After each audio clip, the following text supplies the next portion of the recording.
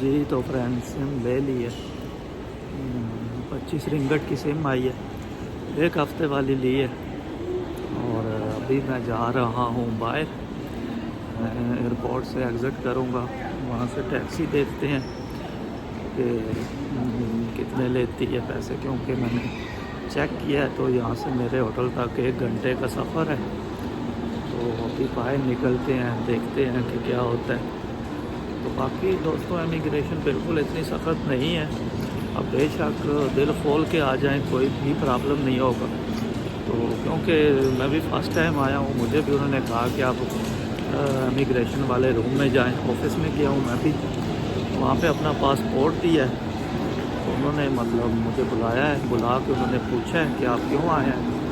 میں نے بتایا ہے کہ میں یہاں پہ وزٹ کرنے کے لیے آیا ہوں، اور انہوں نے پوچھا کہ آپ نے کتنے دن اسٹے کرنا ہے،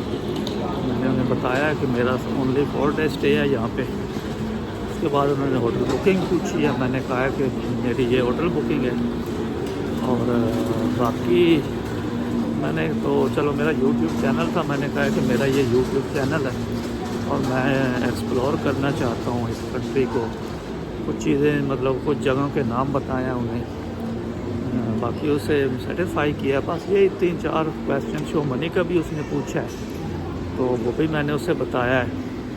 کہ میرے پاس شو منی ہے، کیونکہ میرے پاس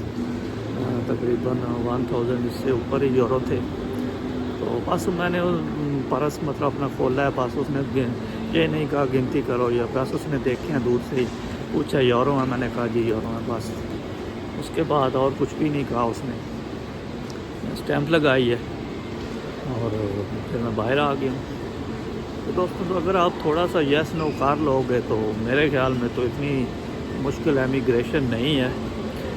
باقی یہ ایجنٹ آپ کو ڈالتے ہیں صرف پیسے بنانے کے لیے، تو ان سے بچ کے رہیے گا، صرف آپ ہاں یہ ہے کہ جو ڈائریکٹ ملیشیا آتے ہیں ان کے لیے تھوڑا پرابلم ہو جاتا ہے، میں تو تھائی لینڈ سے آیا ہوں تو شاید پھر اس لیے، باقی دعاؤں میں یاد رکھنا۔ آج کا ولاگ یہیں پہ ختم کرتے ہیں، چلتے ہیں اپنے ہوٹل میں، یہاں سے ٹیکسی پکڑتے ہیں، اپنا بہت سا خیال رکھیے گا، اللہ حافظ۔